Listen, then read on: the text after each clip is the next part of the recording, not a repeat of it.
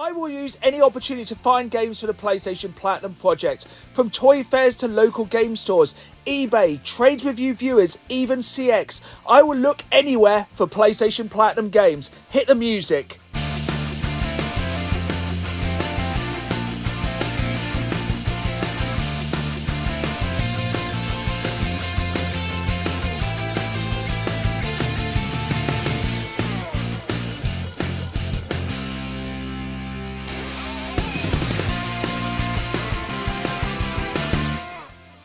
Folks, and welcome to episode 3 of the PlayStation Platinum project. My personal challenge for 2023 to collect all 160 UK power release PlayStation 1 Platinum games. And at the end of the last episode, we ended on a massive milestone.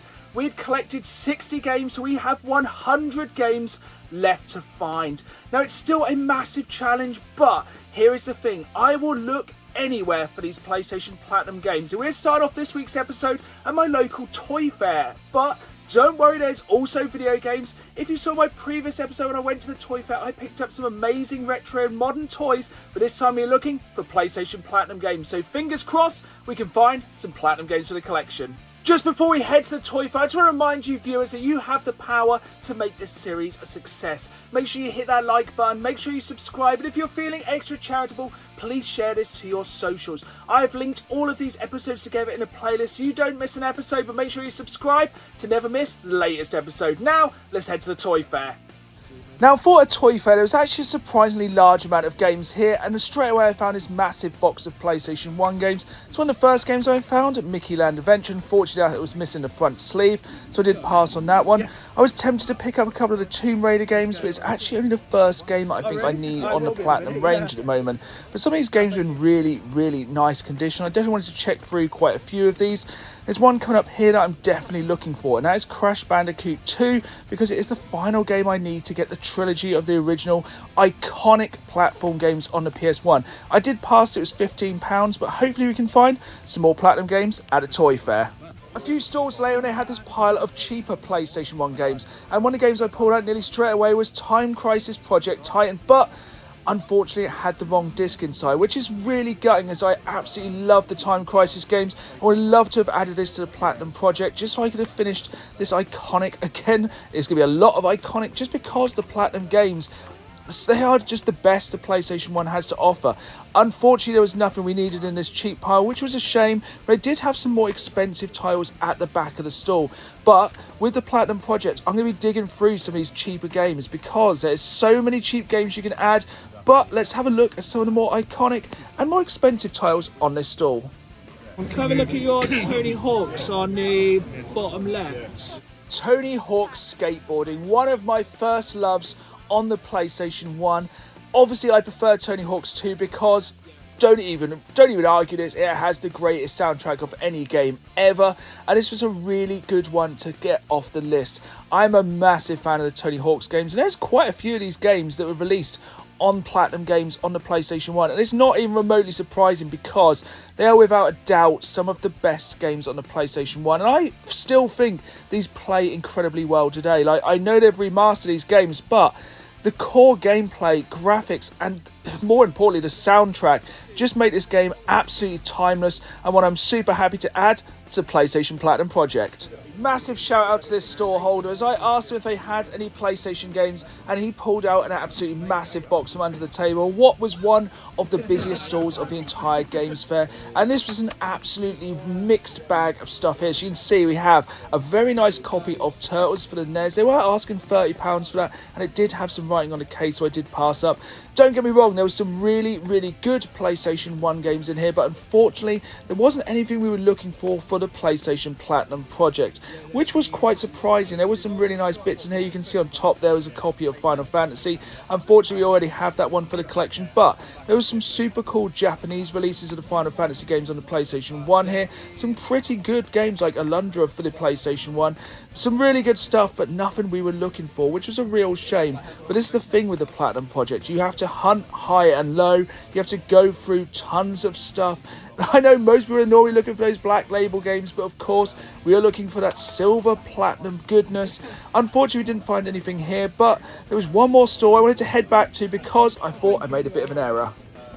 As I said last episode, one of the games I'm really trying to get as soon as possible is Crash Bandicoot 2, and that copy I saw earlier in the day was in such good condition. The £15 asking price was a little bit higher than I was looking to pay, just because it's a CX price. Don't get me wrong, it's a good price, but if I can make a deal on this one, I definitely wanted to add it to the collection because it's all about quality control as well. I want to get nice, boxed, complete, good condition copies of this game. This one was in fantastic condition. I did offer him £10. Thankfully he took it, and it was a really good one to cross off the list for the PlayStation Platinum project.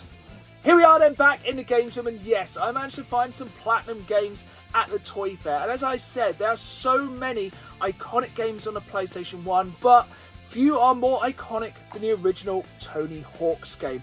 Now, it's actually the second game in this series that introduced me to the series as a whole, but it's more the music of this game. I also went back and played this one and every single Tony Hawk's game to date pretty much, but it was these early Tony Hawk's games that literally shaped my musical taste so much. Even into bands I've played in over the years, the influence of the music from Tony Hawk's knows no bounds. So I was super happy to add this one to the collection. For £8, I thought it was a really good bargain. The second game we picked up from the Toy Fair was, ironically, Crash Bandicoot 2. And this game is important for another reason. It means now we have all three of the original Crash platforming games in the collection. And that is such an important part of this project. It's the preservation of the PlayStation as a whole. Just having some of the most iconic games in this collection and just having the length and breadth of what the PlayStation 1 had to offer. That is what I love about the Platinum Games collection. It just has a little bit of everything and the best the PlayStation 1 had to offer. As well as preserving the PlayStation, this project is all about shining a spotlight on some of the best independent game stores in the UK. So next up, we are heading to one of my favourite local game stores, Disc and Dat, in the market town of North Walsham. It might be a small store, but I'm sure we can find a couple of Platinum games hiding to add to the collection. With this series, I really want to cast a spotlight on some of our smaller independent game stores here in the UK, and Disc and Dat is just that. It is a hidden gem, and I always have a fantastic selection of games. The PlayStation 1 section was a little bit thin on the ground this time, but I still managed to pick up this copy of Mickey's Wild Adventure. This is one I've seen a few times before. It's normally in a bit rough condition for £5. This one was in absolutely amazing condition. There were some other Platinum games here, but the main thing is I nearly passed one up as I was scrolling through these games. Right at the start, somehow I nearly missed this copy of 007 Racing. Again, this is a fairly common title, but this was in absolutely amazing condition, and for £10 was an absolute bargain. Being able to cross two games off our list for £10 in an independent game store was a really good day of game hunting in the wild. Here we are then, once again back in the games room from Disc and Dat, and I managed to add not one but two Platinum games to the collection for just £10. This is one of the advantages of collecting Platinum games to the PlayStation 1. Generally speaking, you can get them a lot cheaper. So I picked up this game, Mickey's Wild Adventure. I was always a massive fan of these kind of early Disney games. I haven't played this one as yet, so I'm quite interested to see what this one plays like. The second one is a game I have played before, 007 Racing. I think this is just one of those games. If you ever buy a bundle of PS1 games, you always seem to find this game. It may not be the best Bond game of all time, but for a £5, it's a great one to cross off the list. Other than visiting local game stores, without a doubt, my favourite way to build the PlayStation Platinum Project collection is trading with viewers of the channel. It's such a good way for both me and you to build our collections. And I always have a large pile of games ready to trade, so keep an eye on my social media because I'll be sharing stuff there that I have to trade. This time I have two games in this bag from a viewer of the channel, and trust me, these are two heavy hitters. These were packaged absolutely fantastically, and the first game here is one I was really happy to cross off the list, Medal of Honor Underground. I remember playing this game back in the day and being absolutely blown away from it. Like, for argument's sake, yes, the PlayStation 1 might not be the best console to play first-person shooting games on, but for the time, Medal of Honor Underground was absolutely incredible. It for me just had that feeling of watching Saving Private Ryan, but in a game. It was an absolutely fantastic game, and one I'm super happy to add to the collection. Medal of Honor may have been a very iconic PlayStation 1 game, but in this bag is perhaps arguably one of the most important games of the PlayStation 1's history. Not just for video games, but for popular culture in general. I am of course talking about Wipeout. That's because this game kind of transcended what it was to become a video game. This was getting into pop culture. This had cool music. This is one of the games at the forefront of making gaming cool. This is what I think was making the PlayStation 1 stand heads and tail above other consoles, with popularity at least at that time, because it was finally cool to be a gamer, and it was games like Wipeout that really made the console cool. As I said at the start of this video, yes, I will look anywhere for PlayStation Platinum games, even if that does mean resorting to eBay, but normally that will be a last resort. But if I buy games on there, I want them to be super duper cheap. And one way I've done this is bidding on games when they're very low and then just waiting and seeing if I win. This doesn't happen very often, as people normally snipe you at the last minute, but I can get some bargains this way, such as this one I managed to get, WWE SmackDown 2 Know Your Role. I picked this up for just £2.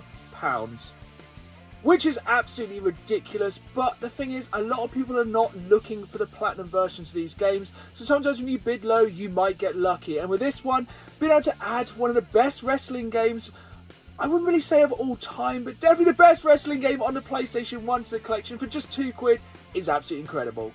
But when it comes to iconic games, this is not just one of the most iconic games on the PlayStation 1, this is one of the most iconic racing games of all time.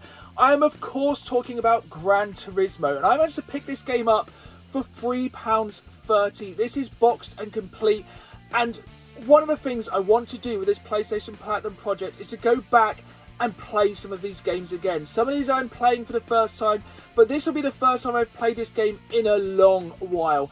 And this game is iconic to me for many, many reasons. And right now we're jumping into possibly the most iconic racing game of all time.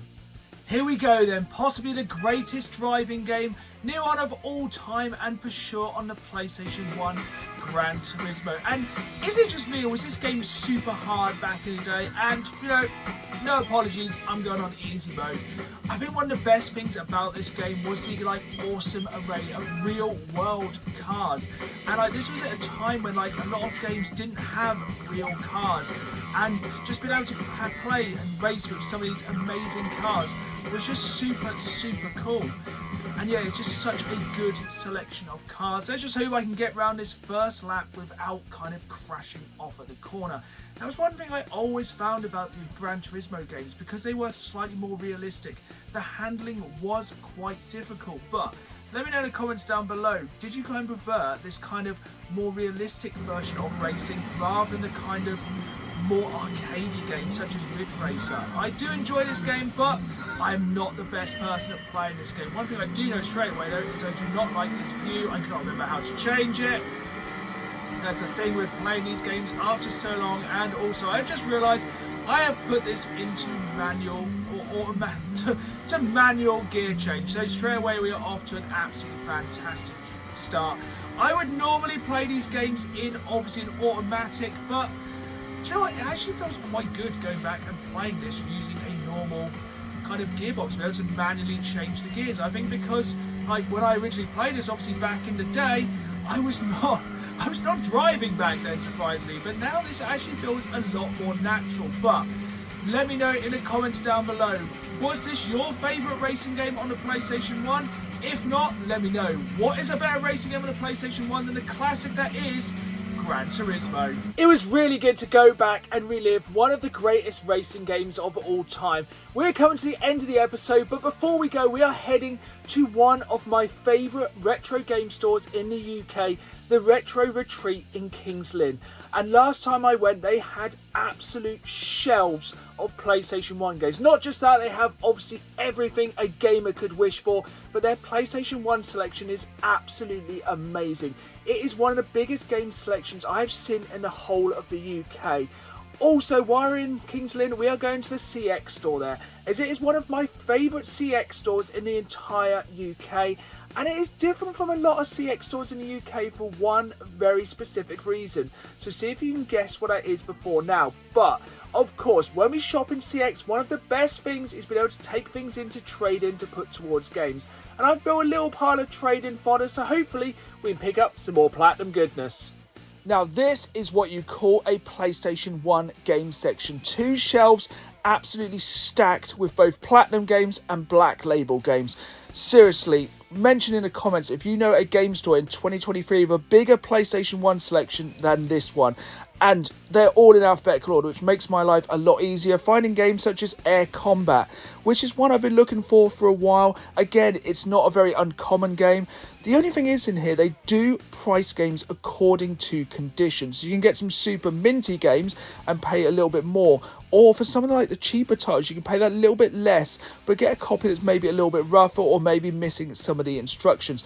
Obviously, I'm kind of looking for somewhere in the middle. I want to try and get the bargains to build this collection as cheap as possible.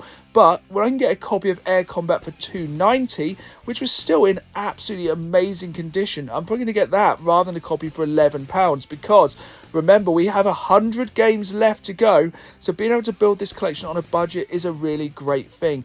And this is the kind of place I want to find, places which have so much stock so I can add tons of games at once. I really like how this store kind of charged a little bit less for games if they're in not so great condition. I've been able to get Crash Bash for £17.50, would have been a really good deal. For me, it was a little bit damaged, so I did decide to pass on that one. I don't think it had a manual either. And like, some of these games were just really, really good condition. Like, it's surprising to have this amount of PlayStation 1 games, but still have the quality control that most of them are in fantastic condition. And this one's an absolute no-brainer. Final Fantasy, complete, in a fairly decent case, it all held together with the manual for a tenner. Yes, please. This is one of the best things about the PlayStation Platinum Project. The amount of games you can pick up for cheap, like Fireblade, for just $3.99. Sadly, I think this one was missing the manual. Otherwise, this one would have been a really obvious pickup. It's kind of in the kind of style of Jungle Strike, Desert Strike, stuff like that. And it just goes to show you can pick up so many of these Platinum games for cheap. And that's a good thing about the PlayStation Platinum Project. Being able to build one of the best PlayStation libraries physically possible for cheap. Like, a lot of these Platinum games are a lot cheaper than their Black Label cousins. I'm not quite sure why ISS is £9, but as well, some of these games did get slightly lower runs. Like, I still think the EA Classics artwork is one of the kind of worst things about the PlayStation Platinum Project, because I know a lot of people don't like the kind of Platinum artwork, but for me, the EA Classics range just makes it look so much cheaper. Here we are, coming to the end of the absolutely huge shelves of PlayStation 1 games here at the Retro Retreat. And yeah, there was an absolutely amazing selection of games here. This one really took me by surprise. Tom Clancy's Rogue Spear. Like, I did not expect that game to be so expensive. That's the thing with the PlayStation Platinum Project, is some of the games that surprise you. Like, for every cheap game there is out there, like Tomorrow Never Dies, which I didn't pick up as it was a little bit rough, and this is one that is fairly common. I hopefully will not regret that down the line. Same as when it comes to Tekken 3, a fairly common game, but this one's getting more expensive. £16, I think this one was missing the manual, unfortunately. It just seems to be my white whale at the minute. I've got every Tekken game now, but I still haven't got Tekken 3, and I didn't even manage to get this last year for my 20 and 2022 project. So Tekken 3 is definitely one that is on my list, but this is the problem of having a list. You need to make sure you keep checking it. I was very close to picking up for the second time this video the Tony Hawk's game. This is why I have to make sure I check every game I pick up so I don't keep picking up the same game over and over again. One of the best ways to build the PlayStation Platinum Project collection is by trading in games to CX, and these are all games I've picked up recently in charity shops, car boots, or in bundles that I have to trade in towards some Platinum games. Should get us about 20 quid, so let's head to CX in Kings Lynn and see what we can find. And this Kings Lynn CX is different to a lot of CX stores for one reason. They put their PlayStation 1 games out on the shelf rather than behind glass cabinets. Let me know in the comments down below. I think this is rather uncommon around the UK. Nearly every CX store I've ever been to puts their PlayStation 1 games in the cabinet, so being able to pick these up and have a real look at the games is an absolute blessing.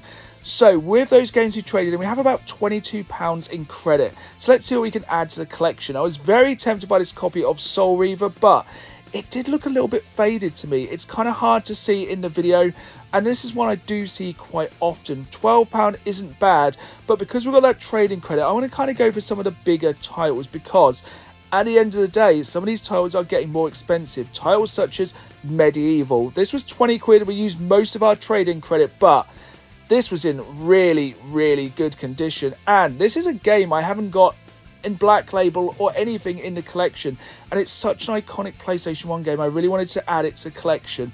Rayman is a game which I am sure I can get cheaper. It's so annoying. I saw it at Car Boot earlier in the year for £6 or £5 and passed it up.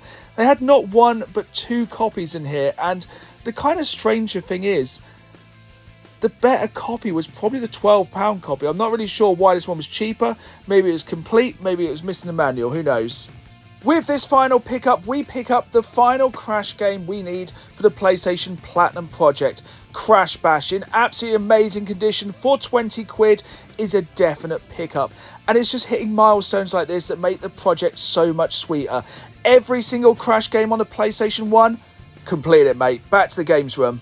Here we are then, back from King's Lynn in the games room for the final time, and trust me, the Retro Retreat is an absolutely amazing store. I'll be going a bit more in depth into the tour of that store coming up in a future episode, but for now we're going to jump into the PlayStation Platinum pickups I grabbed this time. I managed to get some games super cheap. The first one is True Pinball, and this was just £2.95. For a game which is completed in really good condition, it just goes to show game collecting does not have to be expensive. It may not be the most exciting game on the PlayStation 1, but it's another one to tick off our list. Next up we have a game which I've missed a few times, that is Air Combat. And this one looks really sick. I really enjoy these kind of Air Combat games, and again, under £3 for a complete PlayStation 1 game in 2023 is just absolutely crazy. But this is one of the biggest pickups this time for me. Final Fantasy, boxed and complete for £10. And more importantly, this is the final Final Fantasy game that we need for the PlayStation Platinum project. This time we've smashed through some franchises, and we have one more franchise to cross off the list with our final two pickups from CX. Here we go then, our final two pickups this time on the PlayStation Platinum project are from the CX store in King's Lynn. I've said many times before, this is one of my favourite CX stores in the whole of the UK. I still find it super weird they put their PlayStation 1 games on the shelves. This time it was a little bit disappointing, but I still wanted to pick up two fairly heavy hitters for the collection. The first of which is Medieval with Sir Dan, which is an absolutely amazing name for a character for a video game. This is one I don't actually own at all on the PlayStation 1, so being able to add the Platinum version of this game is a really cool one to add to the collection. I only played the demo of this one back in the day, so I'm really looking forward to jumping into this one super soon. But I remember this being super hard. I know they remastered this recently on the PlayStation 4, and who knows, would you play the classic version or the remastered version? Let me know in the comments down below. The final game we picked up this time is Crash Bash. And this is super exciting. As I said earlier in the video, we finished the Final Fantasy set for the PlayStation Platinum collection. Now we have every single Crash Bandicoot game on the PlayStation 1 for the Platinum collection. That is a massive franchise to cross off this list. And with this game, it takes us up to a total of 13 games to cross off the list. Let's hope it's not unlucky for us down the line. Let's cross them off. Here we go then, one of my favourite parts and the most satisfying part of the PlayStation Platinum collection, crossing games off. And there is nothing more satisfying than completing subsets of this massive challenge. We added 13 games to the Platinum Project collection this time, but to have the complete Crash Bandicoot collection is a massive milestone. And adding the games to the shelf, it's really cool to start seeing some of these franchises come together. The complete Crash Bandicoot set, the complete Final Fantasy set. This is really another massive milestone for the project. There we have it then, folks, another episode of the PlayStation Platinum project in the bag. 13 games added means we have 87 left to go to complete that complete UK PAL PlayStation 1 Platinum release collection. It is a long road ahead, but trust me, there is some amazing places we'll be going, and you will not want to miss an episode of the PlayStation Platinum Project. Until next time, let the games begin. See you soon.